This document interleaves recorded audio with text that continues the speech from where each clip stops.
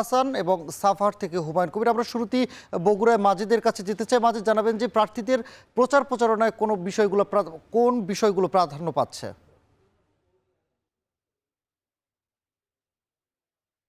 যে বগুড়ার যে ৭টি আসন, সাতটি আসনেই কিন্তু জামাত প্রার্থী কিন্তু মনোনয়ন জমা দিয়েছেন এবং তারা কিন্তু নির্বাচনের প্রচারণায় আছেন। এবং গতকাল জামাতের আমির তিনি কিন্তু এই প্রচারণার দিক নির্দেশনা দিয়েছেন এবং সব প্রার্থীদেরই কিন্তু পরিচয় করে দিয়েছেন। আর এখানে আজকে যে স্থানটিতে রয়েছে সেটি হলো বগুড়া ৩ আসন। সেই ৩ আসনে কিন্তু প্রচারণা চালাচ্ছেন জামাত প্রার্থী নূর মোহাম্মদ এবং এই আসন থেকে বিএনপি প্রার্থী যিনি রয়েছেন তিনি হলো আব্দুল মুহিত তালুকদার এবং তারাও কিন্তু প্রচারণা চালাচ্ছেন। আর বগুড়ার এই ৩ আসন থেকে মোট ৪ জন প্রার্থী প্রতিদ্বন্দ্বিতা করছেন এবং সবাই কিন্তু প্রচারণা চালিয়ে যাচ্ছেন এবং তারাই বলছেন যে এই এলাকায় বগুড়া ৩ আসনের যে সমস্যাগুলো রয়েছেন সেই সমস্যাগুলোতে তারা নজর দিচ্ছেন এবং যারা এখানকার ভুক্তভোগী তারা কিন্তু এই প্রার্থী থেকে বলছেন, তাদের সমস্যার কথা বলছেন এবং তারাও এই সমস্যার সমাধানে কিন্তু বেশ আগ্রহী এবং তারা শুনছেন এবং তারা কিন্তু এই সমস্যাগুলো সমাধানের যে সমাধান করার আশ্বাস দিচ্ছেন। বিশেষ করে এখানে কৃষি প্রধান যে এলাকা, ব্যবসা বাণিজ্য যে এলাকা এবং বগুড়ার এই সান্তাহারের যে বড় রেলওয়ে স্টেশন আছে সেগুলো যে সমস্যাগুলো রয়েছে সেই সমস্যাগুলো তারা দেখছেন এবং এখানকার জনগণের যে সমস্যা সেই সমস্যাগুলো তারা এখানে সমাধানের চেষ্টা করার প্রতিশ্রুতি দিচ্ছেন এবং তারা বলছেন এখানে এখন পর্যন্ত নির্বিঘ্নে তারা প্রচারণা চালাতে পারছেন, এখানে কখনো তাদের সমস্যা হয়নি এবং তারা শেষ দিন পর্যন্ত অর্থাৎ 10 তারিখ পর্যন্ত তারা এই নির্বাচনী প্রচারণা চালাতে চান এবং সুষ্ঠুভাবে কিন্তু তারা এই প্রচারণাগুলো চালিয়ে যাচ্ছেন। আর এখানকার যে বিএনপি প্রার্থী তিনিও কিন্তু প্রত্যেক দিনই সকাল থেকে সন্ধ্যা পর্যন্ত তাদের প্রচারণা চালিয়ে যাচ্ছেন এবং নির্বিঘ্নে তারা প্রচারণা চালাচ্ছেন। এখানে কোনো ধরনের কোনো অপ্রীতিকর ঘটনা কিন্তু এখন পর্যন্ত হয়নি এবং তারা যেটি বলছেন যে প্রত্যেকে তারা জয়ের ব্যাপারে কিন্তু আশাবাদ ব্যক্ত করছেন। তারা বলছেন যে এখানে জয় তাদের নিশ্চিত এবং বিএনপি বলছেন যে এখানে যেহেতু বিএনপির ঘাঁটি তারাও কিন্তু জয়ের ব্যাপারে তারা আশাবাদ ব্যক্ত করছেন। তবে এই ফলাফল নির্ভর করবে আগামী যে 12 ফেব্রুয়ারি, সেই 12 ফেব্রুয়ারির মধ্য দিয়ে কিন্তু এই ফলাফল নির্ভর করবেন এবং কে এখানে জয়ী হবেন তারপরে দেখা যাবে।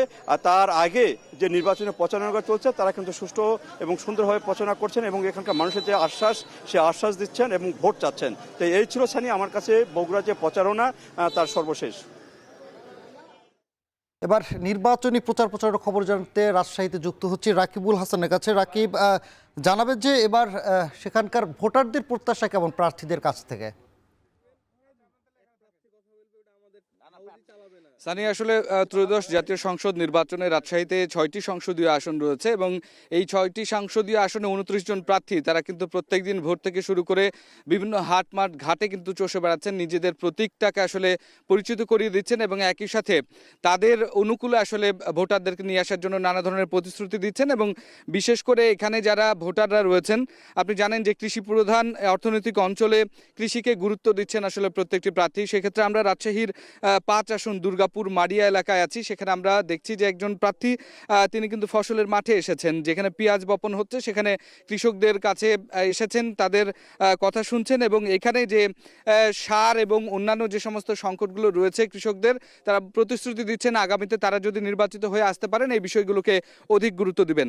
একই সাথে এই যে আকস্মিক বন্যার ফলে এই যে বিল অঞ্চলগুলো ডুবে যাওয়ার ক্ষেত্রে কি ধরনের সমাধান হতে পারে সেই বিষয়গুলো প্রত্যাশা করছেন এখানকার ভোটাররা। প্রায় 3,56,000-এরও বেশি ভোটার এখানে রয়েছেন এবং একই সাথে প্রায় 3,000-এর মতো পোস্টাল ভোট কিন্তু এখানে হয়েছে।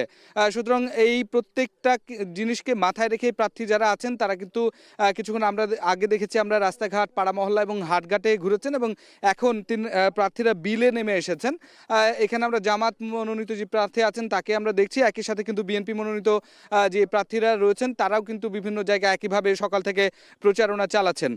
তো এই মুহূর্তে আমরা আসলে যেটি বলতে পারি সেটা হচ্ছে যে এই ত্রয়োদশ জাতীয় সংসদ নির্বাচনের যেই সময়টুকু আসলে তারা পাচ্ছেন প্রচারণার জন্য, এতটুকু মুহূর্ত আসলে তারা হেলায় ফেলাতে চান না। তারা প্রত্যেকটি মুহূর্তে আসলে এই যে প্রচারণা সেটি চালাচ্ছেন এবং এই প্রচারণা একেবারে শেষ দিন পর্যন্ত চালাবেন বলছেন। তো এই ছিল রাজশাহী থেকে আমার কাছে সবশেষ। সানি, নির্বাচনী প্রচারণার খবর জানতে এবার যাব সাভারে। সেখানে আছে সহকর্মী হুমায়ুন আহমেদ। হুমায়ুন, প্রার্থীদের প্রচারণায় কর্মী সমর্থকদের উপস্থিতি কেমন দেখছেন, জানাবেন। ভাই দুটা দিয়ে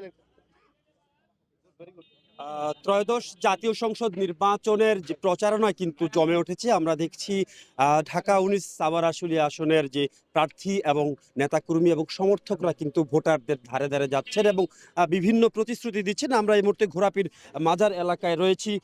তারা কিন্তু এখানে আমরা দেখতে পাচ্ছি সকাল থেকে লিফলেট বিতরণ করছেন, ভোটারদের ধারে ধারে যাচ্ছেন, বিভিন্ন প্রতিশ্রুতি দিচ্ছেন এবং উৎসব মুখর পরিবেশে কিন্তু সকাল থেকে সন্ধ্যা অবধি এখানে নির্বাচনী প্রচারণা চলছে। রিকশা চালক, অটো চালক, ভ্যান চালক সহ সাধারণ মানুষ, সর্বস্তরের মানুষের ধারে ধারে কিন্তু নেতাকর্মী এবং প্রার্থীরা যাচ্ছে।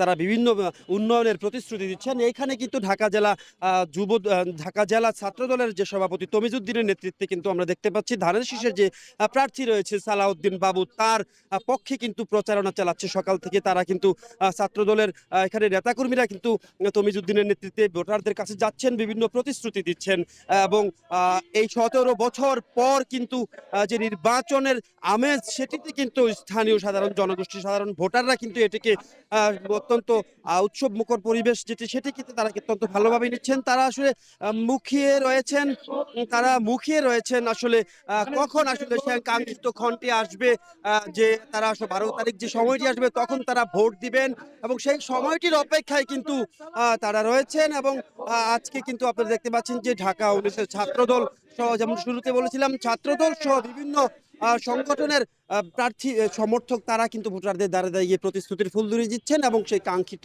ক্ষণটি কখন আসবে সেই অপেক্ষায় কিন্তু সাভার ১৯ আসনের ভোটাররা রয়েছেন। এই ছিল প্রচারণার সর্বশেষ নিয়ে আমার কাছে বিস্তারিত।